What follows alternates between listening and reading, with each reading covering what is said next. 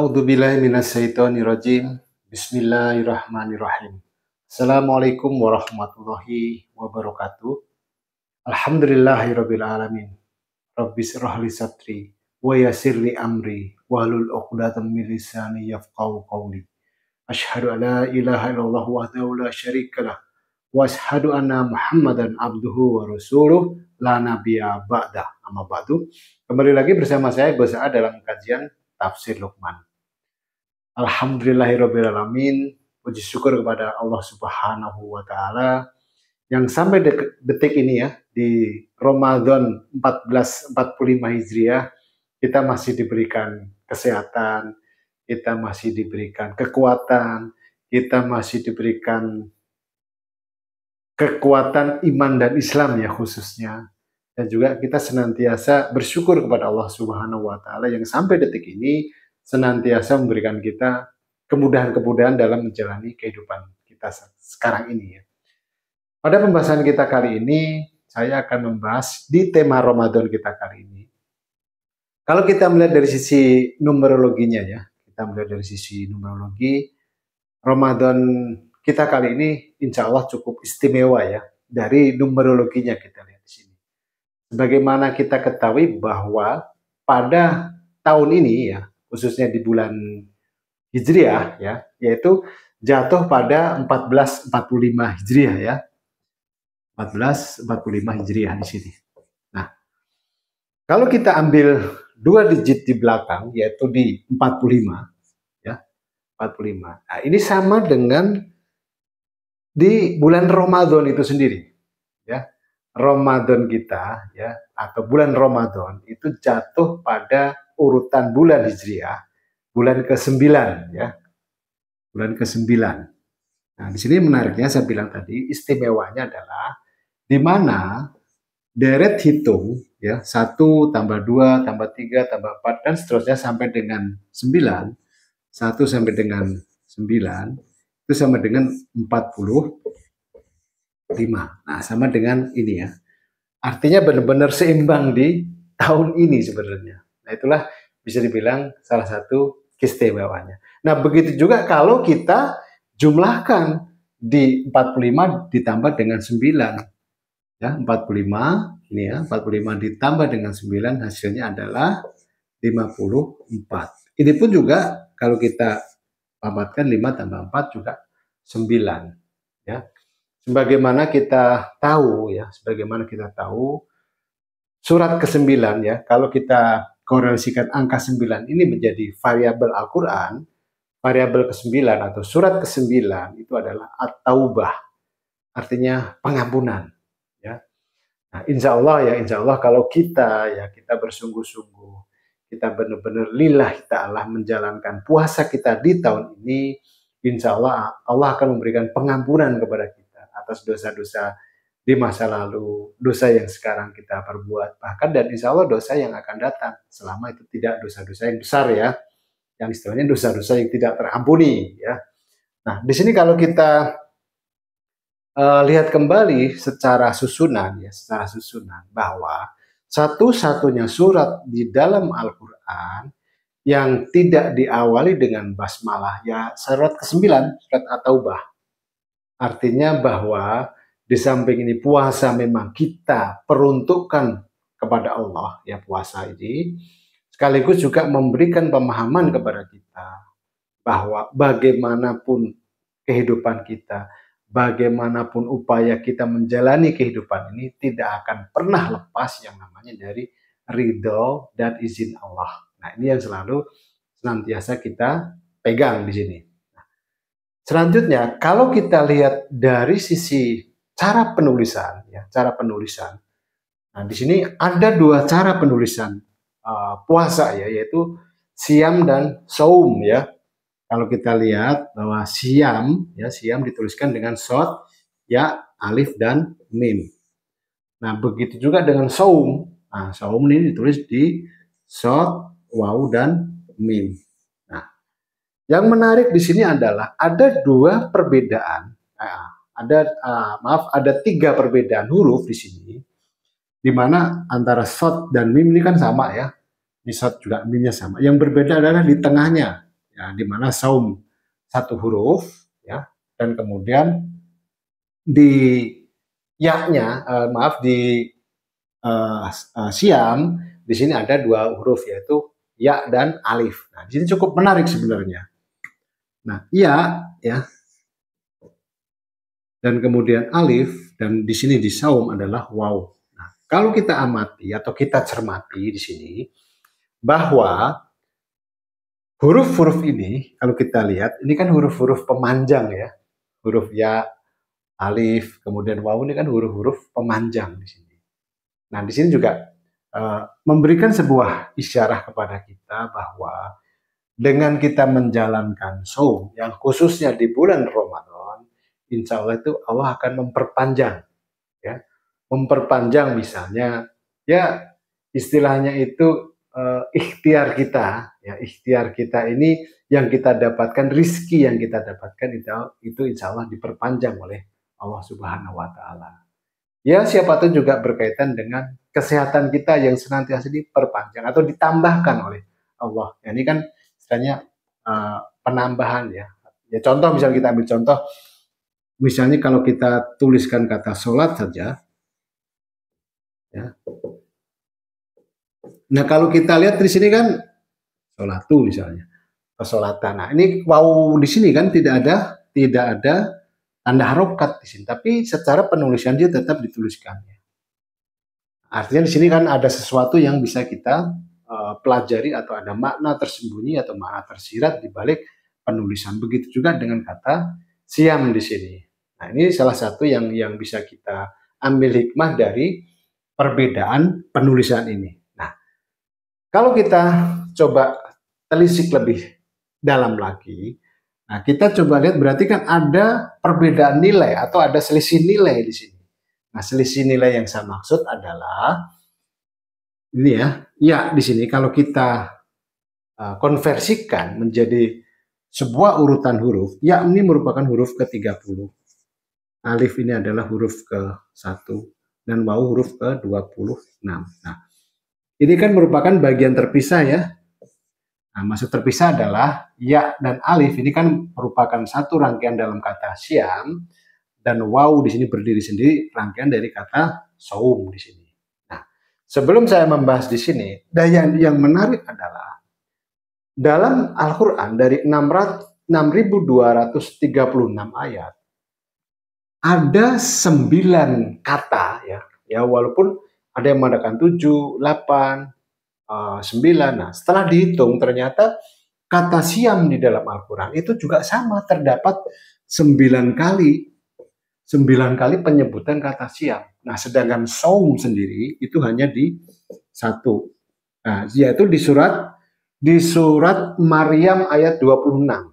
Ya, di surat Maryam ayat 26. Nah, yang menarik di sini adalah kata saum di surat Maryam di situ menekankan kepada puasa yang arahnya bukan menahan lapar, menahan haus, menahan hawa nafsu, tapi titik beratnya lebih kepada puasa untuk mengendalikan pembicaraan atau puasa berbicara atau puasa berbicara tentang hal-hal yang tidak baik. Ya. Nah, di sini ya nanti panjenengan bisa lihat di terjemahan Al-Quran ya di surat Maryam ya, surat Maryam ayat ke-26 di sini. Nanti bisa dilihat. Nah, di sini kan cukup jelas ya bahwa seperti saya bilang tadi bahwa istimewa sebenarnya di tahun sekarang ini.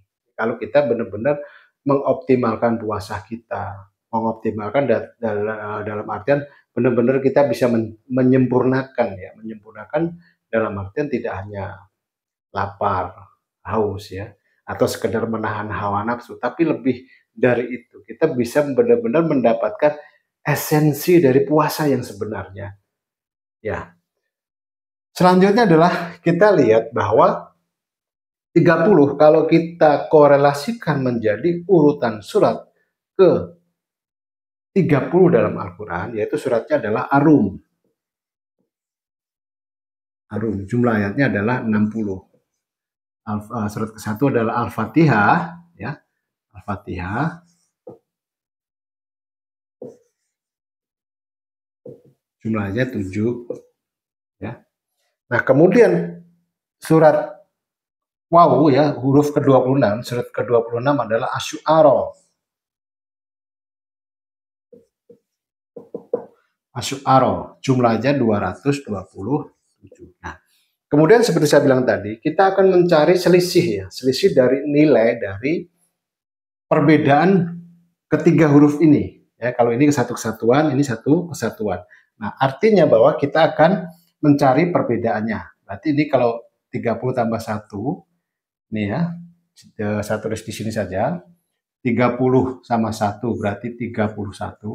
Terus yang di sini berarti 60 ya, 60 sama 7 adalah 67. Dan ini kalau kita jumlahkan total antara jumlah urutan surat atau nomor surat dijumlahkan dengan total ayatnya, hasilnya adalah 98 ya. Untuk yang ya dan alif di sini. Nah, kemudian di sini kalau kita jumlahkan 26 ditambah dengan 227 berarti hasilnya adalah 253. Karena berbicara selisih ya, berbicara selisih, kemudian kita kurangkan 253 dikurangi dengan 98. Ini hasilnya adalah 155 ya. Hasilnya adalah 155. Ya. Nah, apa makna angka 155? Nah, ini kita akan bahas korelasinya kemana angka 155 ini. Kita akan mengkaji makna dari angka 155 ya. 155. 155 di sini. Nah, kalau kita korelasikan dia sebagai urutan surat, tentu saja tidak mungkin karena jumlah surat dalam Al-Quran hanya 114. Terus kemudian kalau kita korelasikan menjadi jumlah ayat dalam Al-Quran, tidak ada satupun surat dalam Al-Quran yang memiliki total ayatnya 155. Tadi surat sudah, ayat sudah, sekarang tinggal juz ya. Karena itu 3 komponen besar di dalam Al-Quran, yaitu ayat, surat, dan juz. Nah, ternyata satu-satunya juz di dalam Al-Quran yang jumlah ayatnya 155, ya, total ayat dari juz, total ayatnya adalah 155, yaitu ada di juz 13. Juz 13. Ada 155 ayat di juz 13. Nah, ada 4 surat di dalam juz 13 itu, yaitu surat ke-12, surat ke-13 itu sendiri, surat ke-14, dan surat ke-15. Ada 4 surat di sini.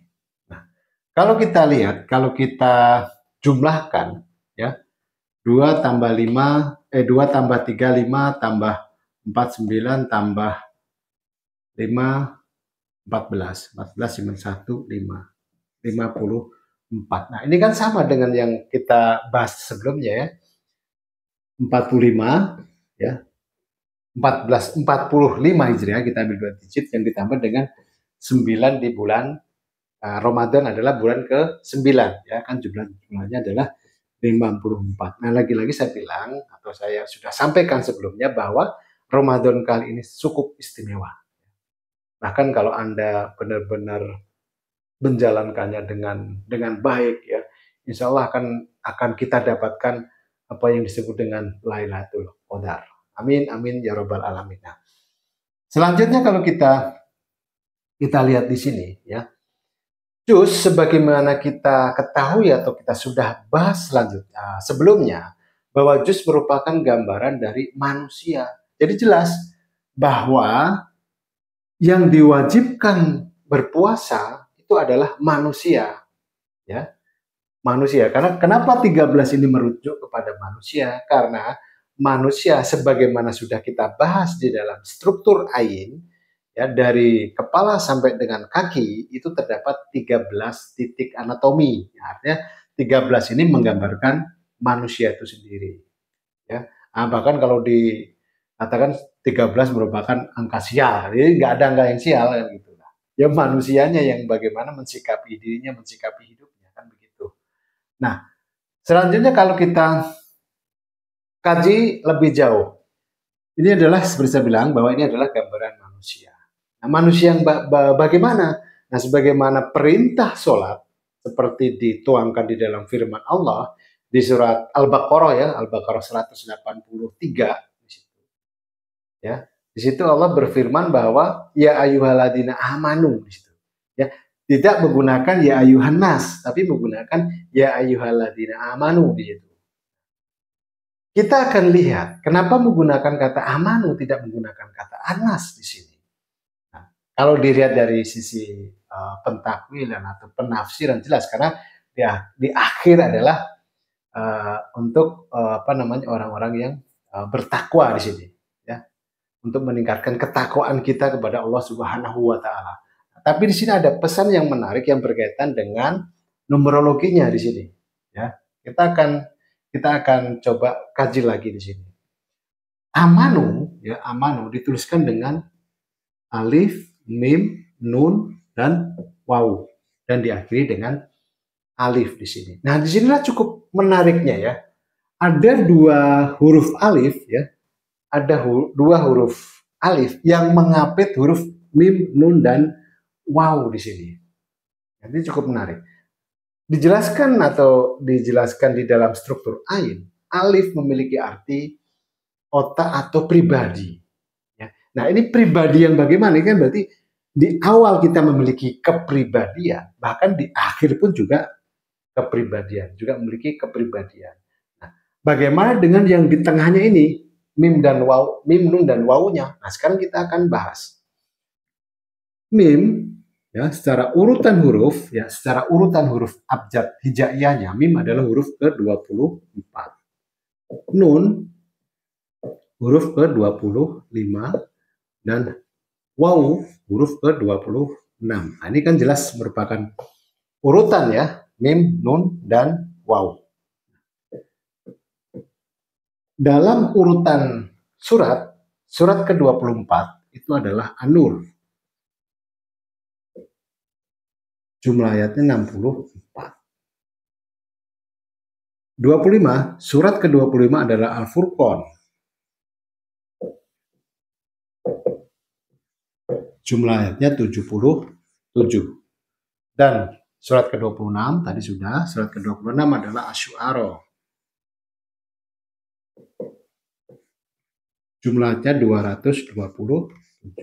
Nah, selanjutnya kita jumlahkan total ayatnya, kita jumlahkan 4 tambah 7 11 tambah 7 18 1, 7 tambah 7 14, 14 tambah 2 16, 16 3 6 dan 8. Nah, apa makna angka 3, 6 dan 8? Dan kaitannya dengan aman, kaitannya dengan orang-orang yang beriman. Jadi ada standarisasi orang-orang yang beriman itu seperti apa? Dan bagaimana orang-orang beriman? Nah, memang di dalam surat Al-Anfal ya, di dalam surat Al-Anfal itu dijelaskan dari ayat 2 sampai dengan ayat 4 kategori maaf, orang-orang yang beriman di sini. Nah, tapi kita akan lihat bagaimana dari sisi numerologinya orang-orang yang beriman tersebut. 3, 6, dan 8. Ini kaitannya kemana? Nah, sebagaimana kita ketahui, seseorang atau tokoh yang menjadi panutan kita, suri toladan kita, dan manusia yang sempurna di muka bumi ini tidak ada lain adalah Muhammad SAW. Ya, junjungan kita, toladan kita, ya, kekasih Allah di sini. Nah, kemudian kita lihat sama seperti ini, kita akan mengurai tulisan atau kalimat Muhammad atau kata Muhammad. Ya, di sini mim, ha, mim, dan dal. Ya. Mim huruf ke-24, ha huruf ke-6, mim huruf ke-24, dan dal huruf ke 8. Sama seperti ini, kita korelasikan menjadi urutan surat. 24 suratnya An-Nur, 6 Al-An'am,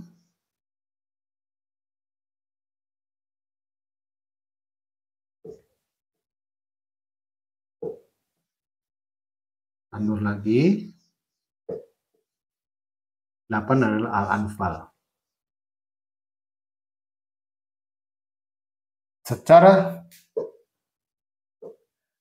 jumlah ayat, An-Nur 64 ayat, Al-An'am 165, An-Nur 64, dan Al-Anfal 75 ayat. Sama seperti ini, kita akan jumlahkan. Kita jumlahkan 9 tambah 4, 13, tambah 5, 18, 1, 7, 13, 19, 26, 6, 2, 3. 3, 6, 8. Di sini juga 3, 6, 8. Artinya bahwa pribadi kita, baik di awal sampai dengan akhir, itu selalu mengikuti Muhammad. Ya, ini bisa dibilang, ini awal kita, ini perjalanan hidup kita, dan ini akhir kita, memiliki sebuah konsistensi. Ya, pribadi di awal yang mengikuti jalan, ya, mengikuti kepribadian Rasulullah, kita mencontoh ya akhlaknya Rasulullah, dan di akhir pun menjadi pribadi yang kuat di sini. Nah, inilah apa yang disebut dengan amanu, orang-orang yang beriman. Tolok ukurnya seperti apa ya? Tentu saja tolok ukur kita adalah Rasulullah Shallallahu Alaihi Wasallam. Ya, kita akan bahas lebih jauh lagi tentang kata siam itu sendiri. Kita akan ulang sedikit ya, bahwa penulisan kata siam dan saum di sini. Nah, kalau di tengah tadi ya alif bau ini sudah kita urai. Nah, sekarang kita coba cari istilahnya itu makna tersembunyi dari huruf yang awal dan akhir, yaitu shad dan mim di sini. Nah, sekarang kita lihat urutan ya, kita bicara urutan dari shad ke mim di sini. Ya. Di shad, kemudian dot, to, zo, ain, win, fa, of, kaf, dan lam. Kemudian mim. Nah, berarti ada 1, 2, 3, 4, 5, 6, 7, 8, 9, 10, 11. Ada 11 ya. Ada 11 huruf di sini. Nah, kalau kita korelasikan ke dalam variabel ya, yaitu ain ke-11 ya. Ain ke-11 ya. Ain 11 itu memiliki arti adalah rasa. Nah, inilah yang kita uji di sini. Rasa di sini. Ya. Nah, di sini kan bagaimana kita mengolah rasa kita. Kita istilahnya menjadi seseorang yang peka ya, menjadi peka terhadap kekurangan kita, peka terhadap kekurangan atau kelemahan orang lain juga, kelebihannya juga, baik diri kita maupun juga orang lain.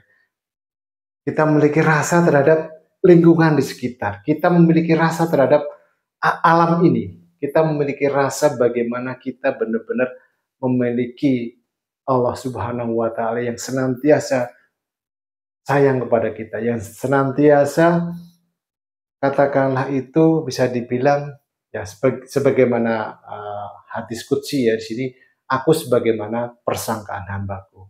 Nah, disinilah bagaimana kita membuat atau katakanlah menanamkan sebuah perasaan bahwa Allah itu senantiasa sayang kepada kita, Allah senantiasa perhatian kepada kita, dan Allah senantiasa ridho terhadap apa yang kita jalankan di kehidupan kita ini. Nah, inilah berbicara tentang rasa itu sendiri. Di ain 11 memiliki arti rasa atau perasaan atau tali rasa di sini. Ya, yang namanya tali rasa kan merupakan sebuah hubungan ya atau konektivitas antara diri kita ketika kita masih di alam rahim ya, berkoneksi dengan ibu kita. Nah, ini juga mengingatkan kita kepada dari siapa kita dilahirkan, dan kepada siapa kita akan kembali nantinya. Ya, berbicara tentang rasa ini. Selanjutnya kalau kita lihat ada jarak di sini ya. Ada jarak. Yang jarak yang saya maksud adalah di titik tengahnya di sini. Dari dot sampai dengan lam di sini. Kalau kita hitung dari dot sampai lam, 1, 2, 3, 4, 5, 6, 7, 8, 9. Ini pun juga ada 9 huruf ya. Sama dengan bulan Ramadan, yaitu bulan ke-9 di sini. Nah, sekali lagi saya ulang bahwa Ramadan kali ini memang benar-benar istimewa, benar-benar spesial di sini. Nah, kemudian kalau kita jumlahkan tengahnya, tadi jumlah tengah kita udah hitungnya sebagaimana ini, kita hitung selisihnya adalah 155 tadi ya, selisihnya.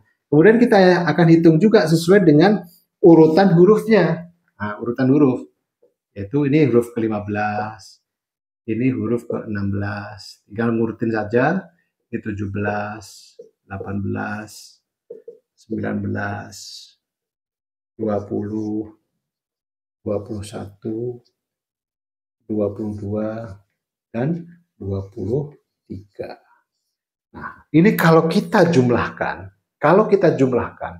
dari 15 sampai dengan 23 ya, itu jumlahnya adalah 171 ya, 171. Nah, ini kalau kita jumlahkan 1 tambah 7 tambah 1 kan juga 9. Nah, ini kan sama dengan ini. Ya. Sama dengan ini. Nah, kemudian apa makna arti angka 171 di sini?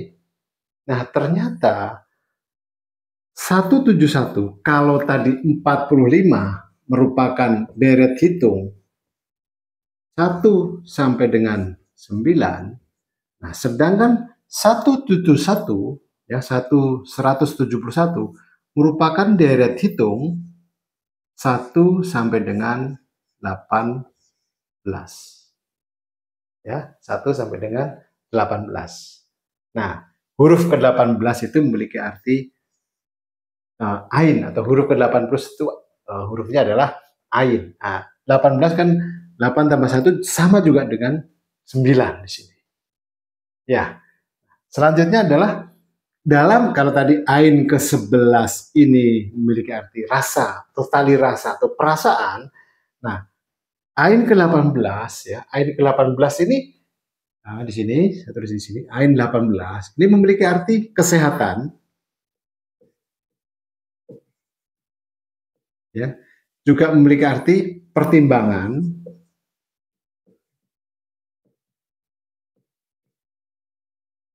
Nah, ain ini juga memiliki arti mata, pengamatan. Nah, kalau kita lihat makanya dikatakan bahwa sebenarnya dengan kita berpuasa, insya Allah itu akan menjadikan diri kita itu sehat karena berkaitan dengan kesehatan. Ya. Nah, disinilah menariknya bahwa